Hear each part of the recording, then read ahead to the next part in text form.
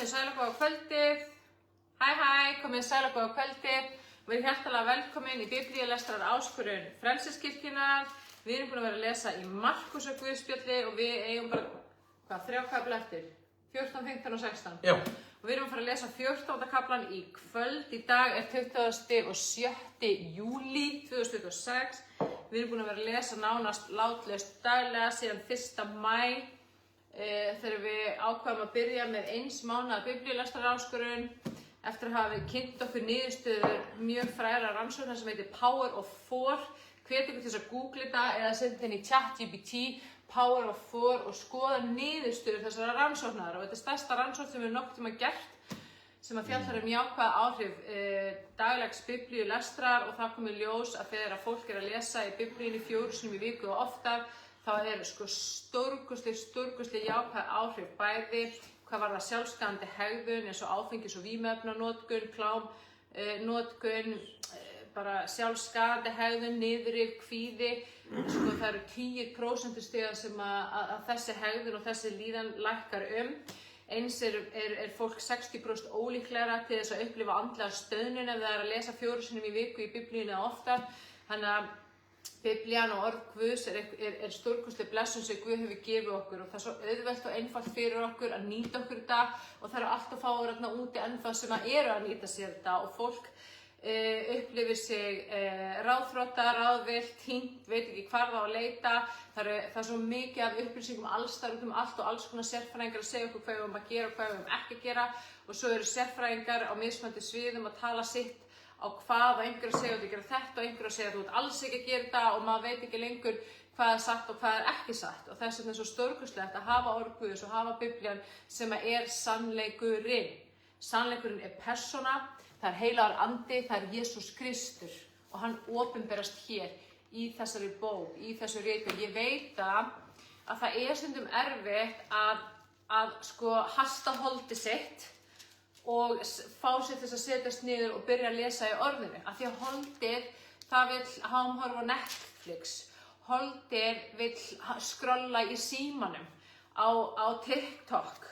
Holdið vill gera eitthvað allt annað en að lesa í orðinu og við þurfum að gera okkur grein fyrir því að við eigum óvin sem heitir djöfullinn og hann vill alls ekki að við í fyrsta lagi tökum á móti Jesú. Ef við höfum tekið á móti Jesú, þá vill hann alls ekki að við þroskumst með okkar göngu með Jesú Kristi. Því meira sem við þroskumst á göngu okkar með Jesú, því í meiri sigri og í meiri valdi og í meiri krafti fyrir að ganga í okkar lífi og því meira af blessunum og loforðum Guðs getum við tekið við inn í líf okkar af því að trúin kemur að því að heyra og við þurfum að lesa og hlusta á orð Guðs til þess að fá meiri trú.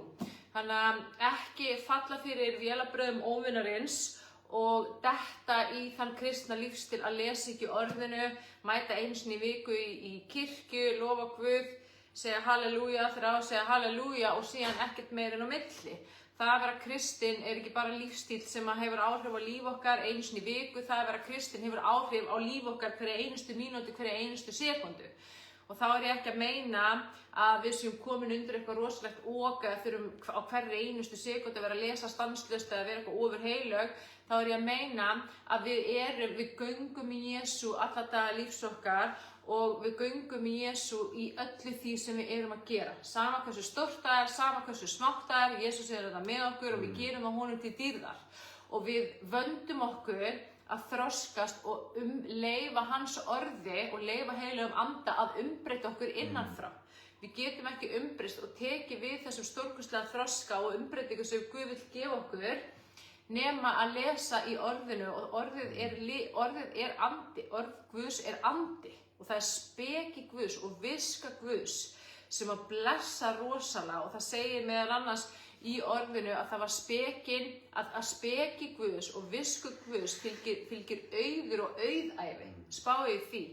Þannig að þegar við erum að biðja til Guðs, þá er svo mikilvægt að við séum að biðja Guð að gefa okkur visku sína og gefa okkur speki sína og svo fylgjum við fyrir bæn eftir með því að lesa í orði Guðs. Og ef maður er að byrja að lesa í fyrsta skipti, maður skilur ekki neitt og botnar ekki neitt í neinu, þá er gott að geta sest niður með okkur og lesa með okkur. Einar er rosalega fróður Biblíuna og hann kennir hreint og fallegt Guðs orð og þegar ég tók á móti Jesú árið 2019 þá var það fyrsta skipti, fekk ég löngun til þess að byrja að lesa í orðið Guðs. Ég hef aldrei haft þessa löngun áður nokkuð tíman, ég var með þvílíka fordóma gagnvart Biblíunni, en svo var ég komin með þennan nýja anda og í þessum anda var þessi löngun til þess að byrja að lesa í Biblíunni. Og ég fór til Einars og ég sagði, Einar, getið við farið að lesa í Biblíunni? Og hann var náttúrulega mjög glaður og ánægður, búinn að vera að biðja fyrir þessu. Þegar við kynntumst þá var ég ekki frelsuð og hann reyndi aldrei að sannfæra mig að taka á móti Jesú. Hann kom aldrei til mín og fór að berja mig í hausinn við Biblíun og útskýra fyrir mér hvað ég væri með rangar skoðanir eða hvað ég væri vitlaus. Hann sagði ekki neitt, hann sýndi bara kærleika og blessun og svo bað hann fyrir mér. Því heilagur andi var að segja en ég sé hana, látti þetta eiga sig, en hann bað og hann var þolinmóður og svo allt í einu þá kem ég til hans, hann fekk bænasvarið á silfurfati frá Guði sjálfum, allt í einu kem ég til hans og segi, heyrðu, ég var að hugleiða og það bara sá ég Jesús og ég hitti Jesús og ég fór að segja hann frá því að ég hitti Jesús. 2 dögum seinna þá mætti Jesús mér aftur í hugleiðslu bæn og þá frelsaðist ég og það var stórkostlegasta augnablik lífs míns og ég veit að það er ekki allir sem fá þannig moment þegar þeir frelsast að þú upplifir svona alsælu ástand og stórkostlega umbreyting og þú bara vá, veist að þú aldrei sömu eða samur aftur en ég upplifði það og ég sagði Einar frá þessu og þar með hafði ég frelsast á þess að hann þurfti að gera nokkuð annað en að biðja og bíða og vera þolinmóður og treysta Guði og svo strax í kjölfarið því þá kom ég til að segja nú langar mig til að lesa í Biblíunni og hann er búinn að vera að kenna mér í Biblíunni síðan og þegar ég fór að lesa í Biblíunni þá sagði ég bara vá, þvílík stórkostleg yfirnáttúruleg djúp viska og speki Guðs, hvílík þú veist, læknandi og lífsbreytandi kraftur og orka sem að kemur úr orðinu og er að umbreyta mér innanfrá, þú veist, og mér fannst þetta svo magnað og mér finnst það enn í dag. Og það er eitthvað svo stórkostlegt þegar maður er búin að vera að stúdera eitthvað í Biblíunni og spá í einhverju biðja, huglega, tala við heilan anda, svo allt í einu, búm, kemur opinberun frá heilugum anda og þessi opinberun er svona kraftur sem er svona læknandi og lífsbreytandi sem að einhvern veginn bara búm, fyrir hjartamanns og það kemur bara svona kraftur sem að einhvern veginn hreinsar og læknar allt í líkamannum, í hugamanns, í hegðun manns, í tilfinningalífi manns og ég bara þrái að þið fáið að upplifa þetta líka. En það gerist ekki öðruvísi nema að maður sé tilbúin að leggja á sig og maður sé tilbúin að hasta holdið sitt og segja hei, í kvöld þá ætla ég að taka hálftíma í orðinu eða 10 mínútur í orðinu áður en ég fer að horfa á Netflix eða áður en ég fer að horfa á uppáhaldsþátti mína, áður en ég fer að horfa á fréttir eða eitthvað annað sem ég er vön eða vanur að gera. Og þegar maður sest niður og maður gerir þetta reglulega, þá býr maður til nýjan vana. Og þegar maður kemst upp á lagi með að lesa í orðin, þá getur maður ekki án þess verið. Það er þannig. Og maður þráir meira á orðinu. Og lífstíllinn verður smátt og smátt þannig að þú ert að glíma við eitthvað vandamál eða þú ert að gangi einhverja þrengingar eða erfiðleika, að þá byrjar fyrst að leita í orðið til þess að lesa þessa þrenginga eða þetta vandamál eða þessa erfiðleika sem þú ert að gangi í gegnum og þar finnur þú svarið. Og það er ekkert mannlegt vandamál sem að orð Guðs fjallar ekki með einum eða öðrum hætti og þegar þú talar orð Guðs yfir þetta vandamál, yfir þrenginguna, yfir erfiðleikana sem þú ert að gangi í gegnum þá opnar það fyrir kraft Guðs til að fara inn og leysa það fyrir. Það er stórkostlegur kraftur og það segir í orðinu að það lækni. Það er að orð Guðs er lækning fyrir líkamann okkar. Spáið í því. Orð Guðs, það er andi sem Guðs sem smýgur inn í líkamann okkar og læknar hann. Þannig að þetta er engin smá blessun og það endurnýjar hugafar okkar sem þýðir að því meira sem við lesum í orðinu, því minna af þessum neikvæðu óheilbrigðu hugsunum fáum við kvíðahugsanir, óttahugsanir, efasemdar hugsanir, vantrúar hugsanir, niðurrif, fordæmingar hugsanir og því meira af hugsunum sem eru fullar af ljósi, fullar af von, fullar af trú, fullar af krafti, fullar af hugrekki, byrjum við að hugsa á daglegum basis og þetta er grundvallaratriði okkar göngum í Jesú Kristi, það er að endurnýja hugafarið að því að hugsanir okkar eru orka, þær eru kraftur sem skapa og þær hafa áhrif á hegðun okkar, orðin okkar og það sem við trúum í hjartan og tölum út, það verður. Það er sannleikurinn sem við vorum að lesa í 11. kaflanum í Markusar guðspjalli meðal annars. Þannig að við erum búin að lesa Jóhannesar guðspjall, svo lásum við Lúkasar guðspjall og nú erum við að lesa Markusar guðspjall og ég er að vinna í því að taka þessi vídeó Markúsar guðspjall, allt Markúsar guðspjall og kennslan alla kaflana fer inn á YouTube og vonandi síðar inn á Spotify. Eitthvað af þessari kennslu komið inn á YouTube en öll live myndböndin sem við tökum upp lifa í 30 daga. Þannig að ef þið mistuð það einhverjum dögum, þið getið farið 30 daga aftur í tímann og fundið live-vídeón. Við tökum yfirleitt alltaf einn kafla fyrir í einu og við erum Frelseskirkjan á Facebook og við erum með bænahóp á Facebook sem heitir Biblíu og bænahópurinn Frelsi og lækning.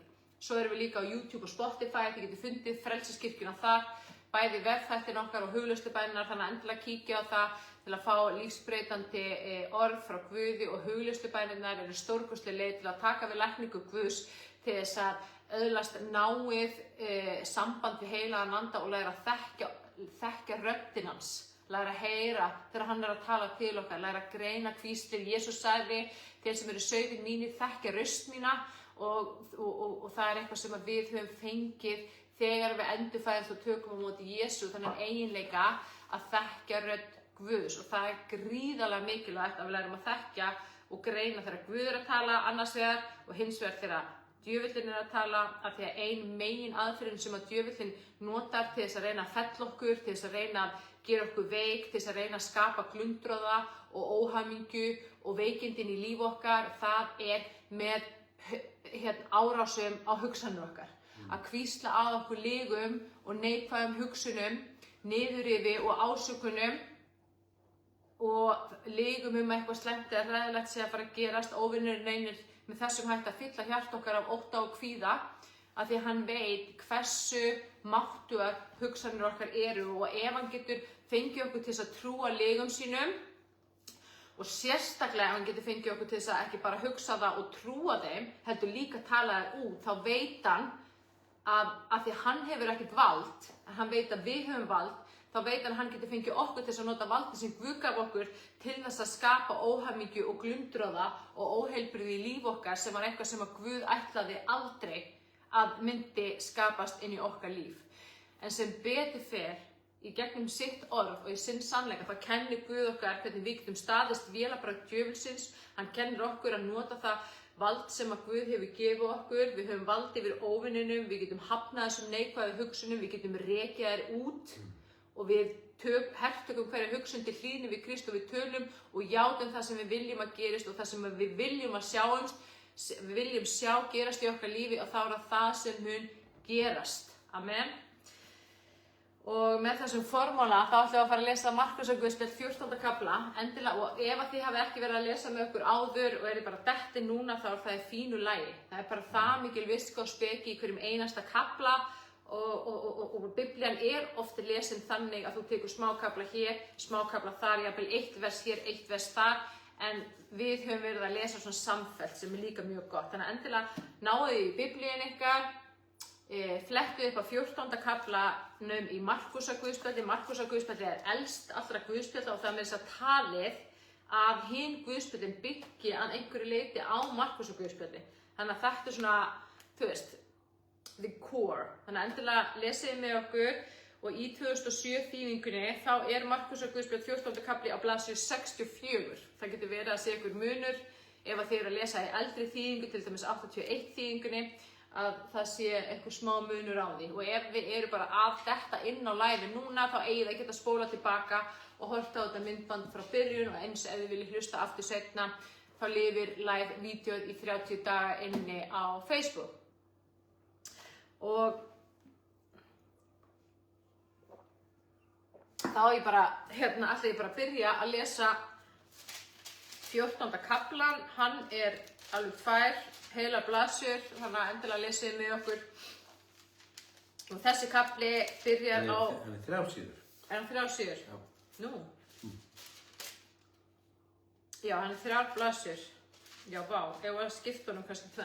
Ég held ekki, bara tökum hann í samfellu. Já, tökum hann bara í samfellu og endilega lesið með okkur á þessu dásamlega sunnudagskvöldi. Amen. Og 14. kafli Markúsar guðspjall hefst með yfirskriftinni með svikum. Nú voru 2 dagar til páska og hátíðar ósýrðu brauðara.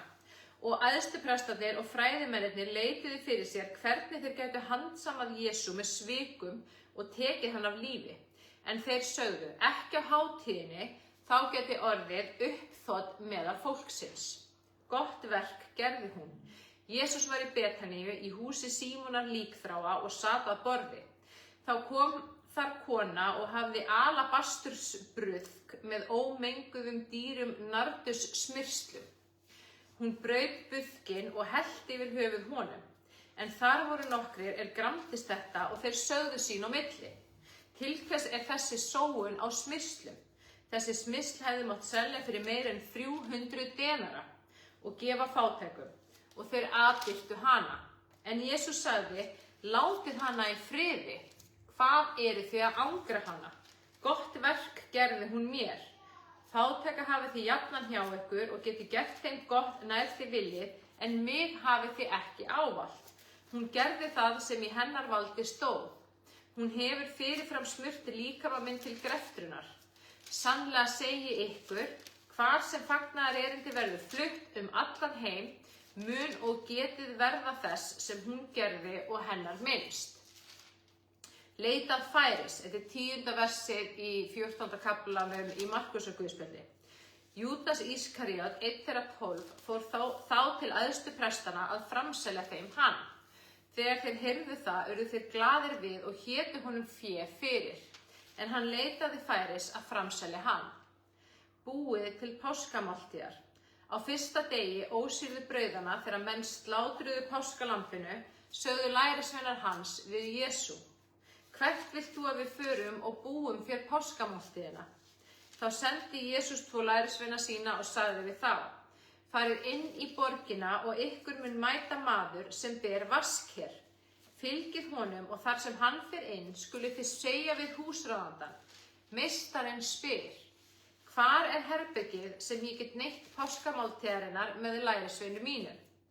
Hann mun þá sýna ykkur loftsal mikinn, búinn hægindum og til reiðu, búið þar til máltíðar fyrir okkur.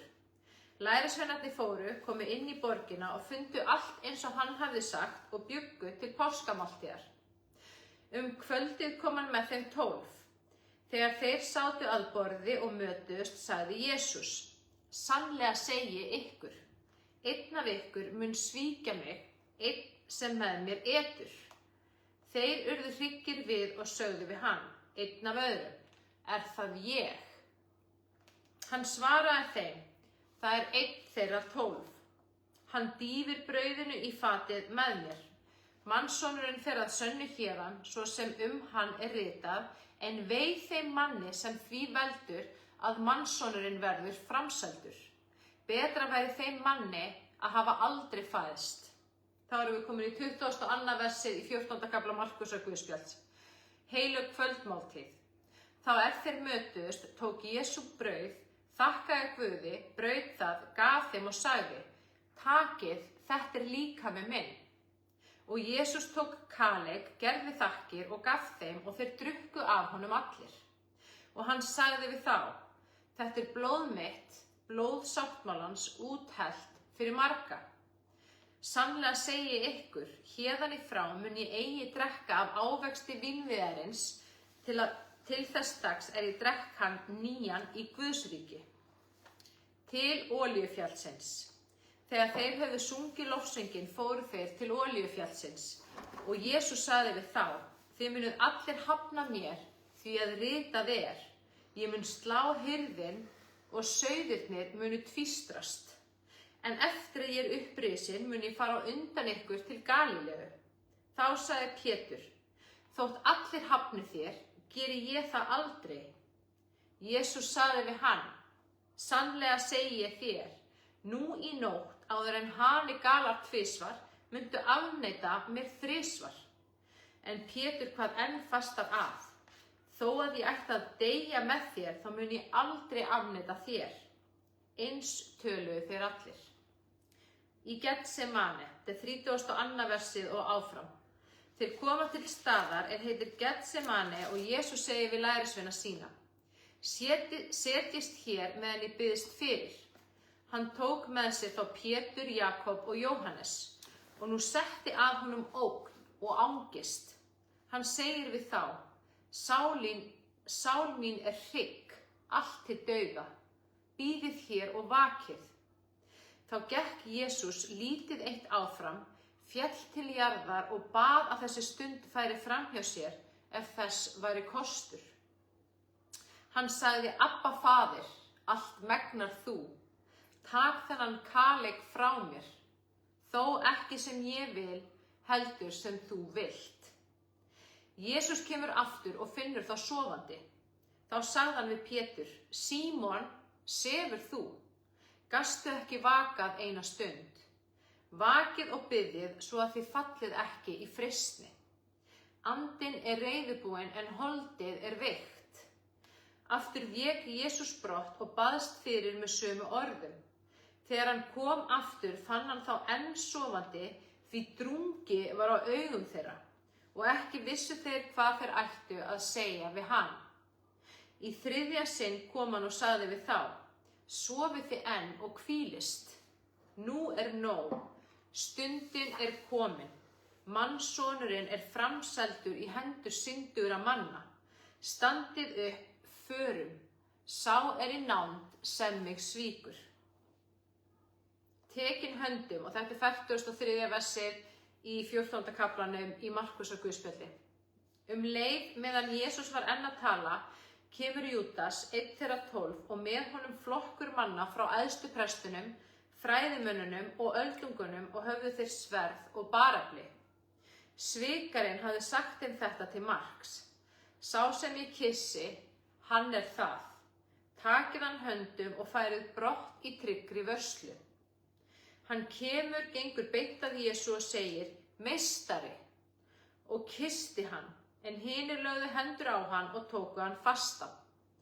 Einn þeirra er hjá stóðu, brá sverði, hjó til þjóns æðstaprestsins og sneiða honum eyrað. Þá sagði Jesús við þá: Eruð þið að fara að mér með sverðum og bareflum eins og gegn ræningja til að handtaka mig? Daglega var ég hjá ykkur í helgidóminum og kenndi, og þið tóku mig ekki höndum.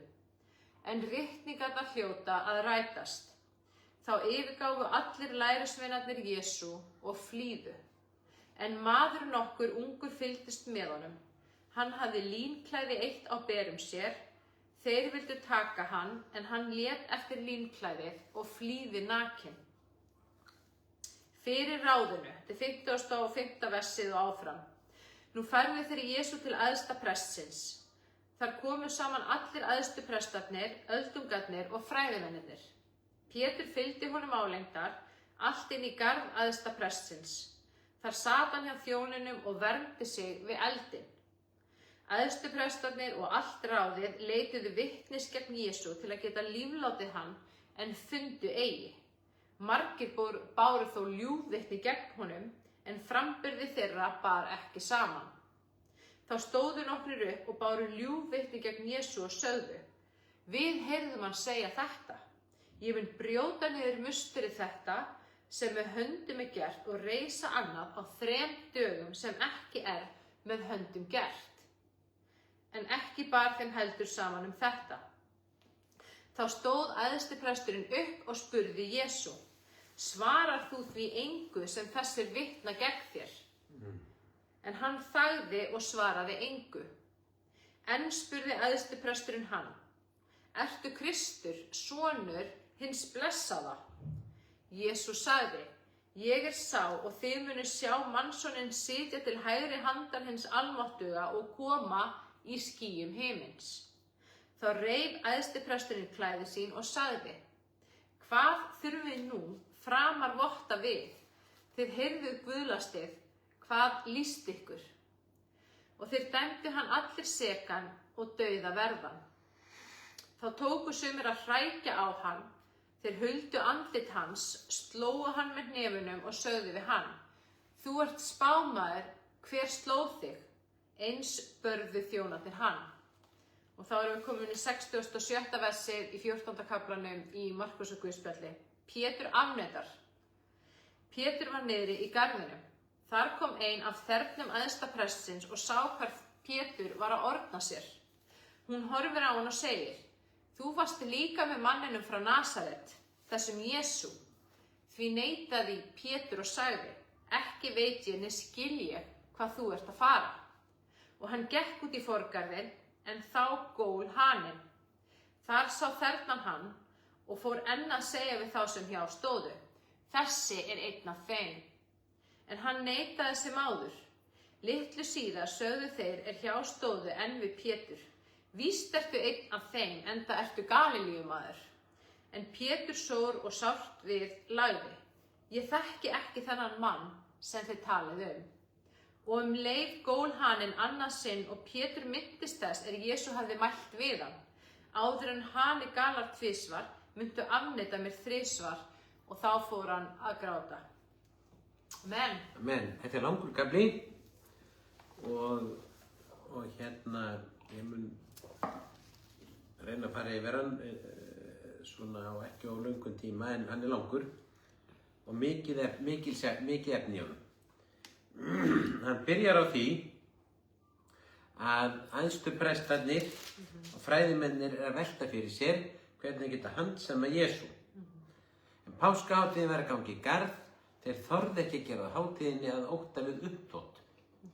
Jesú hafði læknað Lasarus, reist hann frá dauðum örstuttu áður. Hann hafði farið inn í borgina sem konungur og látið hylla sig sem slíkan. Fólk var í eftirvæntingum að hann væri Messías og hann myndi sigra Rómverja. Hann kenndi í helgidómnum og þeir þorðu bara ekki að hrófla við honum innan fólkið. Og síðan er Jesús kominn til Betaníu, það er ekkert langt frá Jerúsalem, 5 dögum fyrir páskahátíðina, og þar kemur kona og smyr hann með dýrum smyrslum. Hvort þetta var Marta eða María veit ég ekki, en það er margt sem má ráða það af Biblíunni að þau hafi verið frekar efnuð þessi systkini, Marta, María og Lasarus.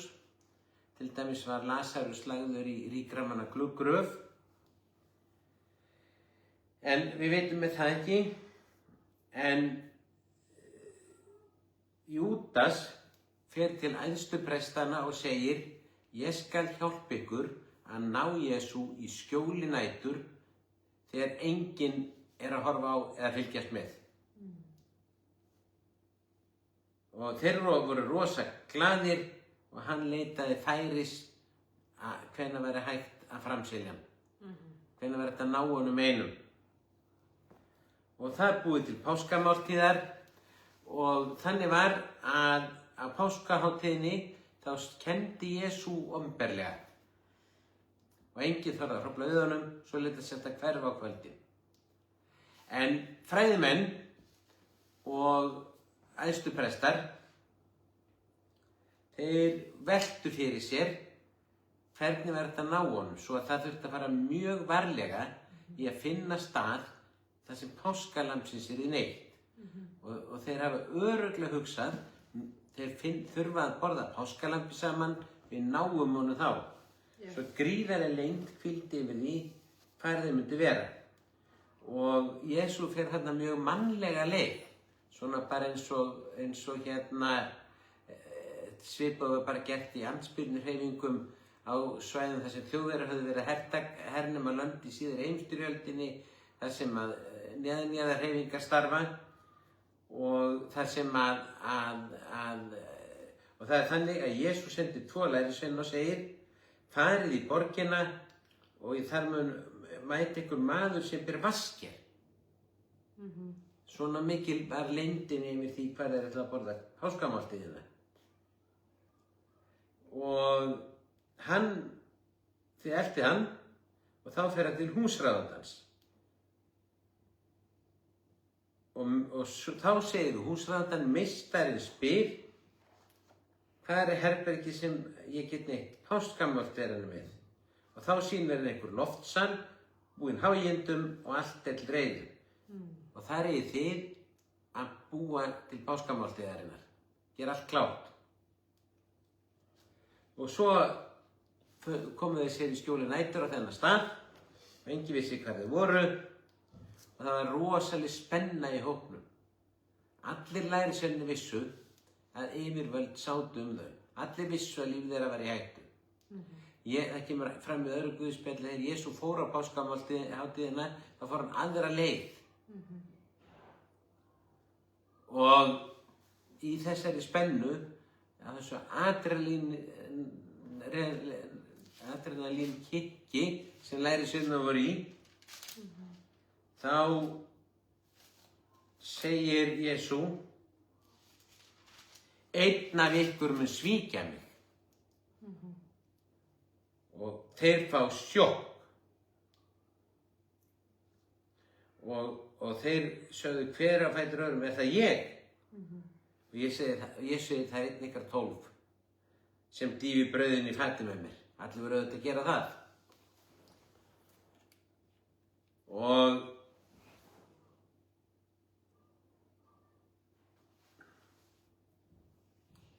síðan klárast kvöldmáltíðin og þá gerir Jesú stór undarlega hlut sem var yfirþyrmandi. Það bil meira en 1000 árum áður þá hafði Móse verið staddur á Sínaífjalli og þar hafði hann tekið á móti boðorðum 10, þar dvaldi hann á fjallinu frammi fyrir Drottni í 40 daga og Guð gaf lögmálið. Og Ísraelsmenn umskáru sig sem táknum til að halda lögmálið og þetta var búið að ganga mann fram af manni í meira en 1000 ár. Þegar Jesú á þessari leyni samkomu sem enginn mátti vita hvar væri haldin, segir við lærisveinana, hérna er vínið og það tákn nýjan sáttmála sem Guð ætlar að gera í mínu blóði. Amen. Gamli sáttmáli hafði verið gerður í blóði dýra, en Jesú hann verið gerður í mínu blóði. Og hann rétti þeim brauð og sagði, þetta er líkaminn minn sem er gefinn fyrir ykkur. Hann gaf vín og sagði, þetta er blóð mitt sem er gefið fyrir ykkur. Og það hefur verið rosalegt fyrir lærisveinana að heyra. Eftir meira en 1000 ár, þá ætlar Guð að gera nýjan sáttmála í nýju blóði fyrir milligöngu Jesú Krists, en ekki Móse. Þannig að það er mikið sem gekk á, þannig þeir eru búin að fara á leynilega stað, Jesú búin að segja einn af ykkur svíkur mig og svo kemur næsta bomba, ég er að gera nýjan sáttmála, milli Guðs og manna. Svo faraði til Olíufjallsins eftir að hafa sungið lofsönginn. Ég glemdi að fletta upp á því hvaða sálmur þetta er. Þetta er tiltekinn sálmur í Davíðssálmunum. Ég er bara búin að gleyma hver hann var. Og þið googlaði það. En hann var sunginn alltaf á páskónum. Og svo segir Jesú, þegar ég er risinn upp frá dauðum, þá fer ég á undan ykkur til Galilíu. Og mér hefur alltaf fundist þessi setning hans svona mjög súrrealistísk. Þegar Jesú búinn að deyja á krossi, fær til heljar, ber allar okkar syndir, þá segir hann, hefðu svo allir bara frá undan ykkur heim. Þetta er eins og þeir hefðu komið frá Akureyri, því að þeir komið frá norðanaf, frá Galilíu, og svo segir hann við á, svo fer ég bara undan ykkur til Akureyrar, eitt ykkur þar, eftir risinu frá dauðum. Sjá ekki hvað þessi undarleg setning. Ég myndi segja við Söru, ég verð drepinn, við værum ykkur stór út á landi, fyrst er ég drepinn, svo rís ég upp, og svo ætla ég að fara undan heim til Reykjavíkur. Og lærisveinarnir vissu bara ekki hvaðan á sig stóð veðrið, og þeir vildi ekki skilja þetta passaði ekki við þeirra eigin væntingar. Og Jesú heldur áfram að varpa bombunum. Hann segir, þið munu allir hafna mér. Þegar ég heyrðir mér sleginn, þá munu þið fara í allar áttir. Og Pétur segir, nei. Þótt allir hafnir geri ég það aldrei. Ég til ég að deyja með þér. Ég mun aldrei afneita þér. Og svona tölu þeir allir. En Jesús segir, áður en haninn galar, það er að segja áður en morguninn kemur, því að hanarnir gala á morgnana. Og ég var einu sinni með máli í Mosfellsbæ þar sem hafði verið lögbýli og svo óx þéttbýli í kringu lögbýli, þetta var bara eins og hús innan önnur hús. En þeir voru alltaf með hana sem voru að vekja nágrannanum á morgnana. Það var ekki að taka hanana þeir voru ennþá á lögbýli. Þannig hanarnir, þeir vekja á morgnana með hanagali. Og Jesús segir, þegar áður en haninn er búinn að gala tvisvar, þá ert þú búinn að afneita mér þrisvar sinnum. Þessar bombur sem að springa, það engan enda að taka. Svo þeir komnir í grasgarð sem heitir Getsemani upp á Olíufjallinu og þá segir Jesús, setjist þið hér meðan ég biðst fyrir, og nú þurfti hann á vinum sínum að halda. Nú var ögur stund í lífi Jesú. Já. Hann tekur með sér Pétur, Jakob og Jóhannes og nú setur að honum ógn og angist. Og hann segir, sál minni hryggar til dauða, bíði hér og vakið. Og svo segir hann biðst hann fyrir og segir, Abba faðir. Abba er eiginlega bara pabbi. Allt megnar þú. Takk þennan kaleik frá mér, þó ekki sem ég vil, heldur sem þú vilt. Og margir halda að þessi kaleikur hafi verið að deyja á krossi. En Jesús óttaðist það ekki neitt. Og eins voðalegt og rosalegt er að vera negldur á kross, þá er sársaukaskynið þannig að það á sér takmörk. Þetta er þekkt meðal þeirra sem að pynta fólk til sagna að þeir geti ekki nota sársauk endalaust því að þegar hann er orðinn ákveðinn þá byrja fólk að dofna. Jesú óttaðist ekki krossfestinguna. En bikarinn voru allar syndir og þjáningar mannkyns frá upphafi vega til enda. Og hann þurfti að líða utan allra tíma og frá okkar sjónarhorni þá er Jesú blóð að renna fyrir okkar syndir núna, því Jesús dó utan allra tíma. Hann er kallað lambið sem var slátrað frá grundvöllum veraldar. Og það er enginn sá sjúkdómur, þjáning eða nokkuð skapaður hlutur til sem Jesú hefur ekki upplifað botn meira en nokkur annar. Amen. Við getum tekið all okkar vanlíðan, allar okkar þrengingar og margfaldað það með einhverjum þúsundum til að reyna að ímynda okkur hvað Jesús gekk í gegnum þegar hann þurfti að bera allar þjáningar frá upphafi vega til enda og upplifa þær í botn. Og þess vegna var þessi angist yfir Jesú. Og hann segir, ef það er mögulegt, þá takk þennan kaleik frá mér, en þó ekki sem ég vil, heldur sem þú vilt. En lærisveinarnir, þeir gátu bara ekki vakað, þeir voru svo syfnir.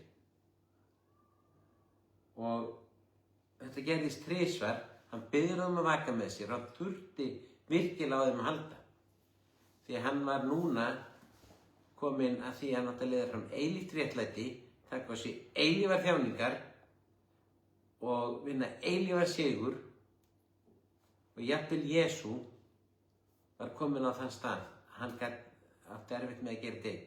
Það kemur fram í öðrum guðspjöllum að Faðirinn á himnum sendi engil til að styrkja hann. Fyrst að lærisveinarnir sváfu og biðjum Guð að það sem þegar Guð þarf okkur að halda að við gerum það og Guð er ekki að senda ykkur aðra. Svo kemur Júdas og til þess að þetta sé nú allt svona með leynd, þá gengur Júdas til Jesú og kissir hann. Og hann er búinn að segja svo sem ég kissi, hann er sá sem ég handtaka.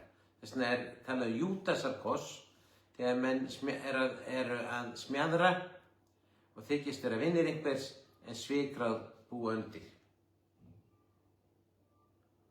Og þeir handtaka hann, Pétur bregður sverði og heggur eyrað.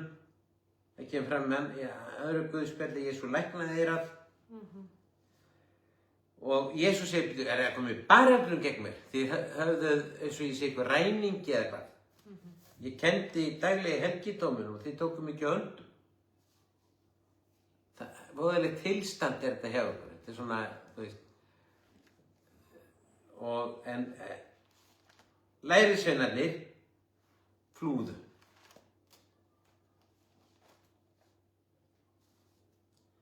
Og Jesú er færður fyrir æðstaprestinn og það koma allir öldungar, æðstuprestar, öldungar og fræðimenn saman og Pétur fylgdist með álengdar.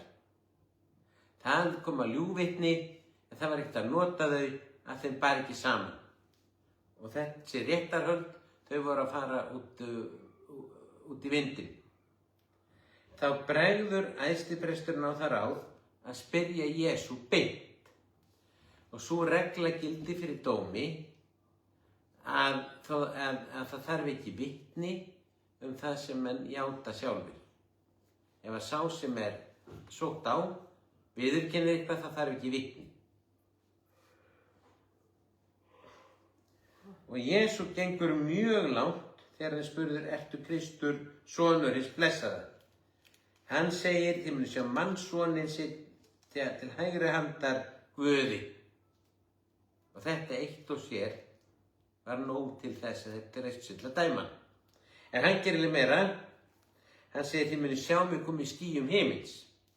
Og þá er hann að segja, ég er þessi sem er spádómar Daníels talun, sem kemur í skýjum himins og tekur öll völd og bindur enda á öll ríki veraldar og Guðs ríki tekur yfir. Amen. Þá reifur hann æðstipresturinn klæðið sem segir, nú þurfum við ekki vitni.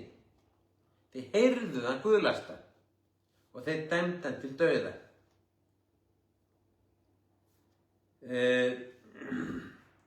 Pétur er í garðinum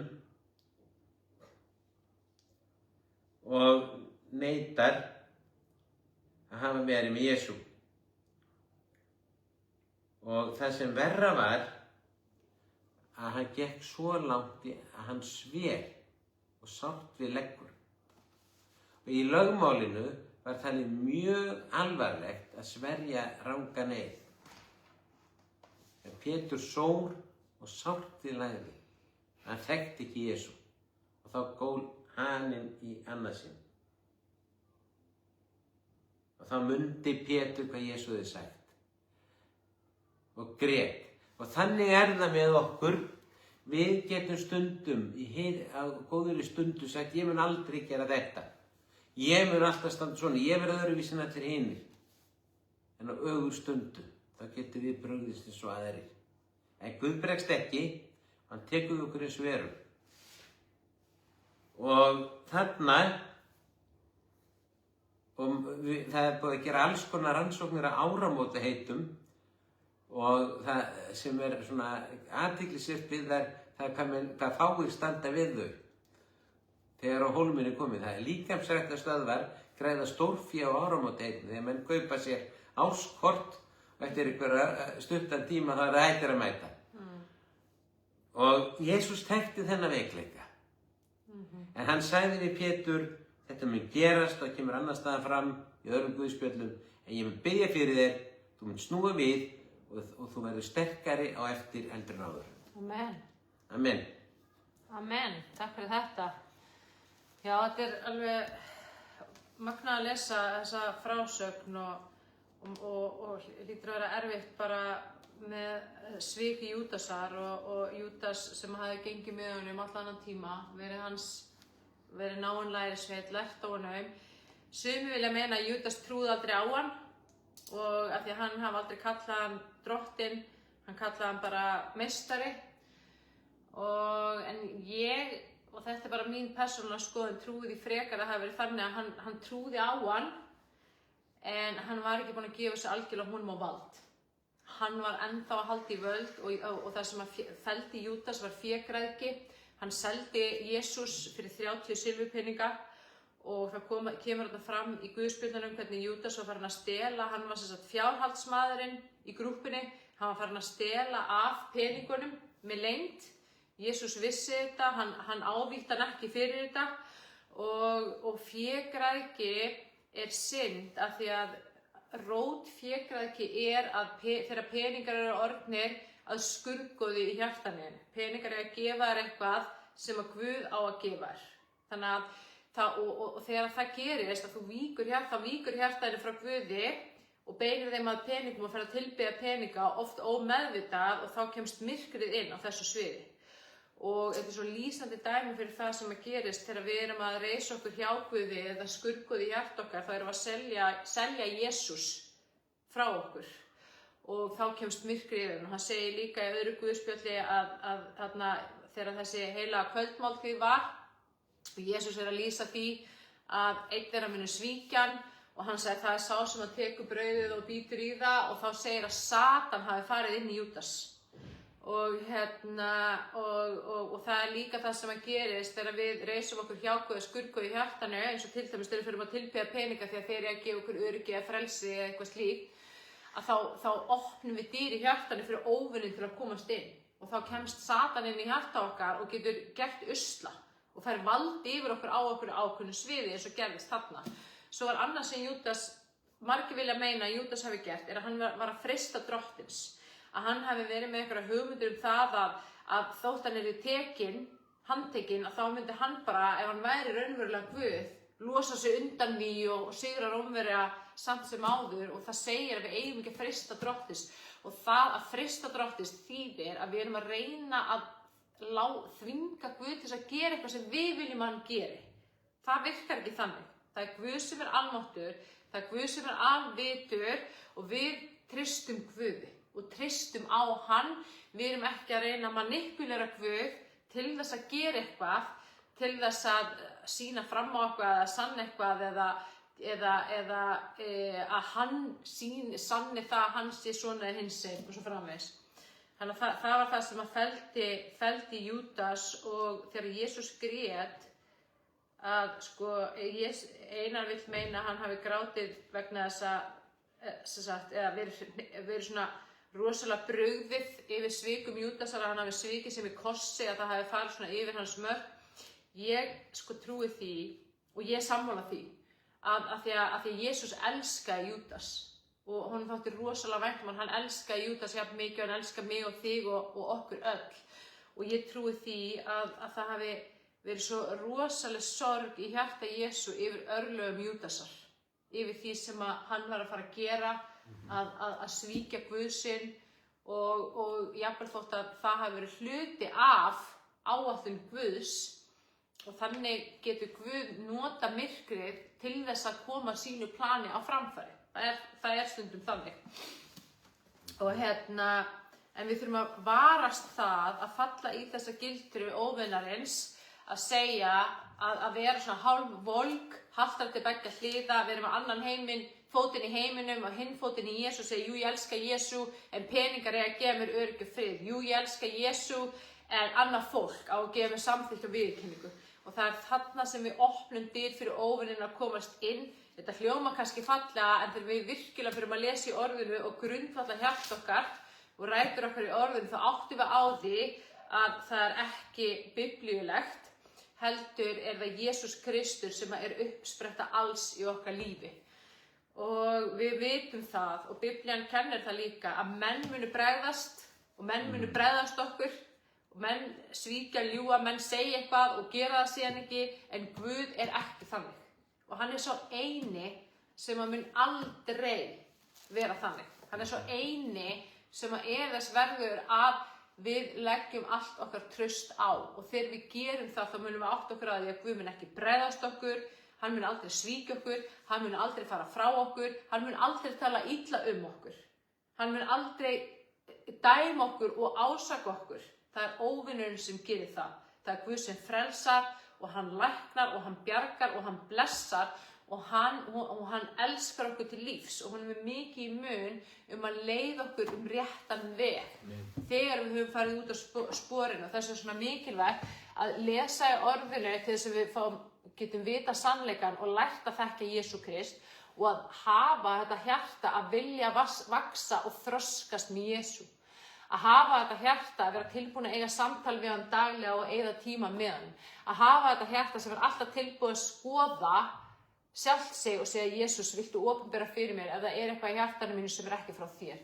Og þess vegna er hugleiðsla og bæn svo opaslega mikilvæg og við leggjum svo miklu áherslu á það hér í Frelsiskirkjunni, það sem ég kalla hugleiðslu og bæn, það sem við erum bara að blanda saman hugleiðslu, það sem við erum að hugleiða orðið og síðan bænin, það sem við erum að biðja og við notum svona guðlega krafthugsanir af því að ein megin leiðin sem við iðkum þetta vald sem Guð hefur gefið okkur það er með því hvað við erum að tala út og Biblía segir að líf og dauð er á tunguna valdi, þannig að við þurfum að fara mjög varlega þegar við erum að tala og við þurfum að vanda valið og eitt af því sem gerist þegar við þurfum að þroskast með Jesú er að við þurfum að endurnýja hugarfarið og við þurfum að smyrja varir okkar á tungu til þess að tala blessun og líf og uppörfun og von og trú en ekki bölvun eða myrkur eða veikindi eða sjúkleika eða óheilbrigði. Amen. Vilt þú sjá að biðja fyrir fólki í kvöld? Já. Vilt maður biðja fyrir ykkur? Já, Drottinn, ég bið fyrir þeim sem vilja stíga skrefið til þín í kvöld, játast þér sem drottni og frelsara. Og ég bið fyrir öllum sem voru að hlusta, að orðið sem við lásum það með talin í hjört okkar og vinna sitt yndislega verk í hjörtunum. Ég bið bara að kraftur þinn, hann sé yfir okkur og verki í öllum í kvöld. Í Jesú nafni, amen. Amen, Faðir, ég þakka þér fyrir alla sem að hlusta í Jesú nafni, þakka þér fyrir að ég get sett orð þitt inn í sérhvert hjarta hér í kvöld og orð þitt læknar. Í Jesú nafni tala ég endurnýjað hugafar Jesú Krist inn í sérhvert hugafar hér í kvöld. Ég brýt bönd óvinarins af hugafarinu þínu, ég brýt niður allar hugsmíðar sem reyna að koma gegn Jesú Kristi og ég tala von, trú og lækningu inn í hugafarið þitt. Í Jesú nafni þá hasta ég á allt andavald sem reynir að koma neikvæðum, óheilbrigðum hugsunum inn í hjartaði. Ég hasta á allt andavald sem reynir að setja niðurrif eða ásakanir inn í hjartaði og ég tala sýkni Jesú Krist. Ég tala verki sem Jesús vann á krossinum inn í hjartaði þitt og ég þakka Guði Föðurnum fyrir að hann er að koma með opinberun núna. Hann er að koma með opinberun í hjartaðir, hann er að koma með opinberun í hugan þinn og hann er að koma með lífsbreytandi, stórkostlega opinberun það hver hann er. Og þú ert að læra að þekkja hann betur dag frá degi og þú finnur meir og meir að því þú hungrar og þyrstir í meira heilugum anda, því hungrar og þyrstir í meira af orði hans og því meira sem þú grundvallar þig í orðinu, lest í orðinu, huglegir orðið, því stórkostlegri og heilbrigðari og blessaðri verður umbreytingin innra með þér sem að síðan flæðir út í þínar ytri kringumstæður, ekki bara líkamanninn, heilsuna og hugafarið heldur líka í þínar ytri kringumstæður og jafnvel fólkið í kringum því. Í Jesú nafni þá blessa ég þig, í Jesú nafni þá tala ég lækningu í Jesú Krist inn í líf þitt og í Jesú nafni þá tala ég stórkostlega allsnægta blessun inn í lífið þitt líka. Í Jesú nafni. Amen. Amen. Takk kærlega fyrir okkur, gaman að vera með ykkur. Við ætlum að vera hérna aftur annað kvöld þar sem við ætlum að lesa 15. kaflan í Markúsar Guðspjalli. Það eru 2 kaflar eftir í Guðspjallinu og þeir eru báðir stuttir. Endilega haldið áfram að lesa með okkur og klárið Guðspjalli með okkur. Við sjáumst annað kvöld. Bless, bless. Bless, bless.